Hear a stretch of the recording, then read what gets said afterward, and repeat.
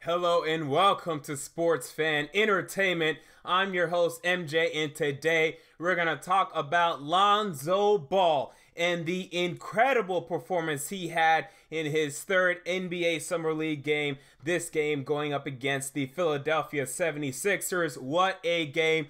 But real quick announcement, the Sports Fan Entertainment official website is now up. You can go to sportsfanentertainment.com in case you're not watching on there already and look at my written component to this story. I also have another story up on Lonzo Ball's first two games, so check that out as well. And real quick, if you're interested in joining the SFE website, there will be a video about that regarding that being uploaded very soon. So stick around for all of that. Links will be down in the description box below if you're on YouTube. So with that said, Lonzo Ball. I am a Los Angeles Laker fan, okay? And I've been covering Lonzo Ball ever since the NBA draft. In fact, ever since the collegiate basketball season. And the one thing that I always harken back to is, when is he gonna go off? Will he ever be able to go off scoring wise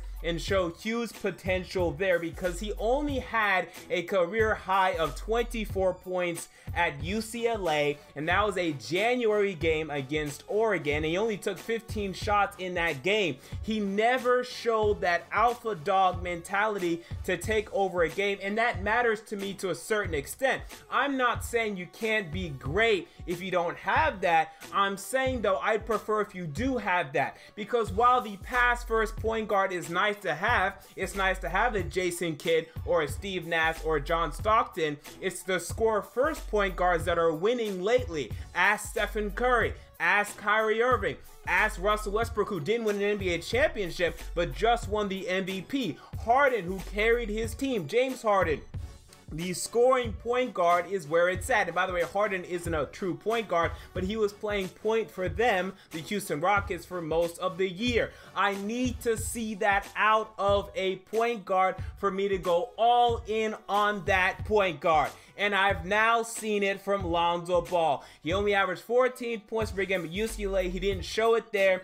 He showed it tonight, as he got a whopping 36 points, 11 assists, and 8 rebounds, an incredible stat line. And I know what we are all going to say, and possibly justifiably so, that it is just Summer League. And you know what? You're right in that. But with that said, Summer League does carry weight, it does carry credence, and this is one of the best Summer League performances of all time, especially for a rookie. Let me repeat.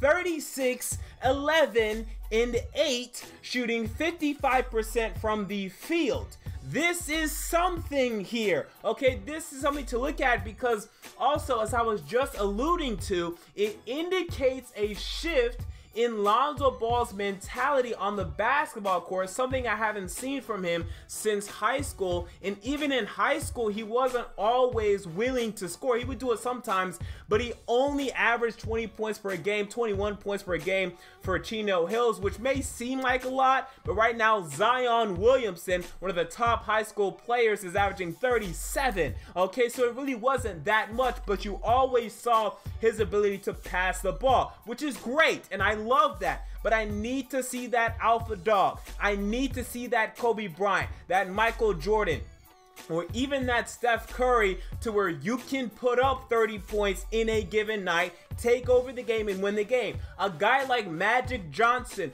who people would look at and define as a pass-first point guard, he could go off when Kareem Abdul-Jabbar got hurt in the NBA Finals.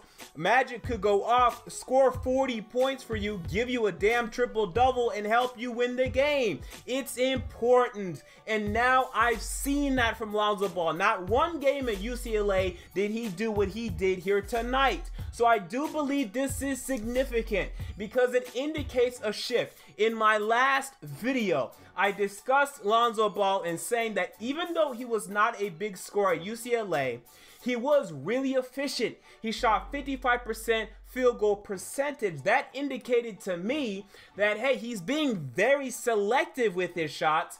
And I remember Russell Westbrook only averaging 12 points per game for UCLA and then going up in the NBA, and perhaps Lonzo Ball could follow a similar pattern.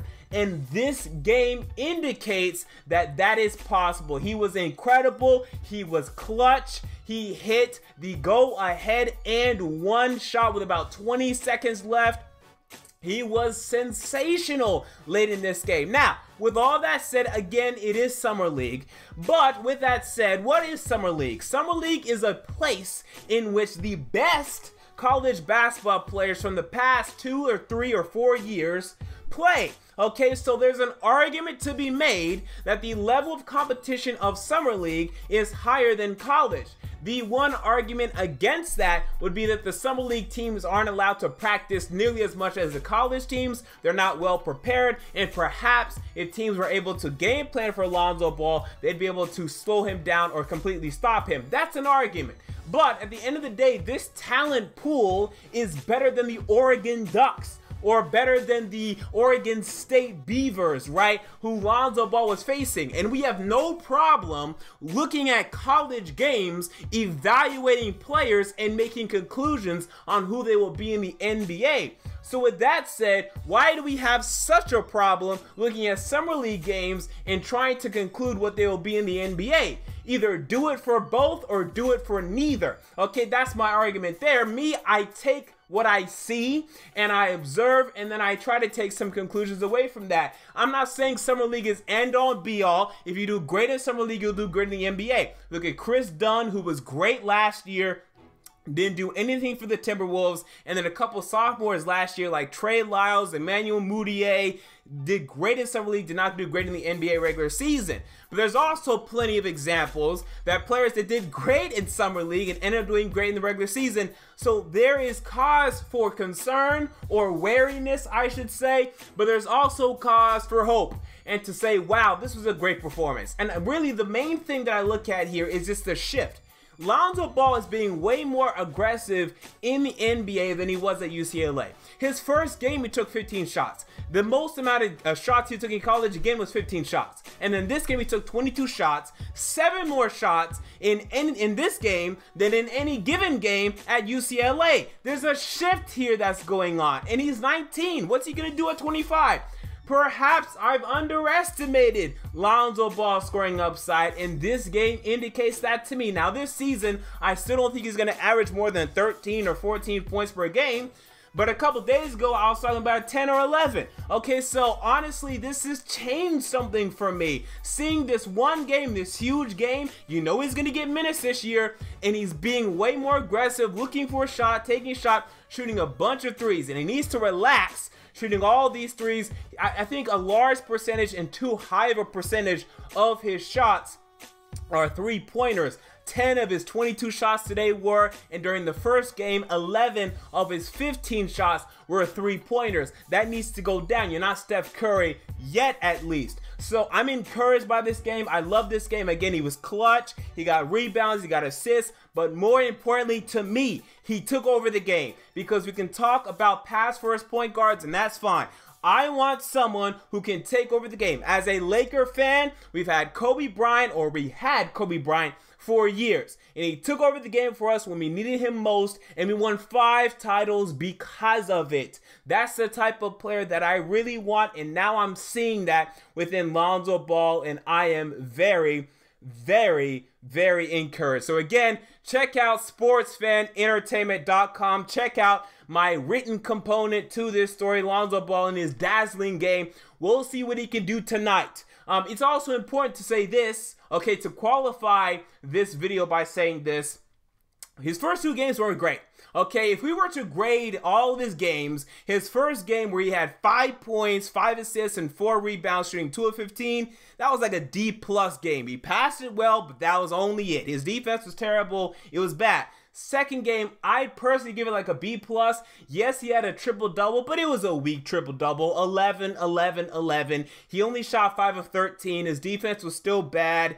Yeah, I didn't love that game. It was a good game, not a great game. This game was a great game. Defense was still a little wary, but when you get 36, 11 and 8, it's an A or an A+ game. So overall, average that out. It's about a B or B+ similarly for Lonzo Ball. But again, what I really like from this game is seeing the shift in the mentality. Him being aggressive, him attacking. I did not see this from him at UCLA. At Chino Hills, yes, but every high school player does this. So you really, well, I don't like to put too much credence into that. I liked what I saw today. What do you think? Comment down below. I want to know.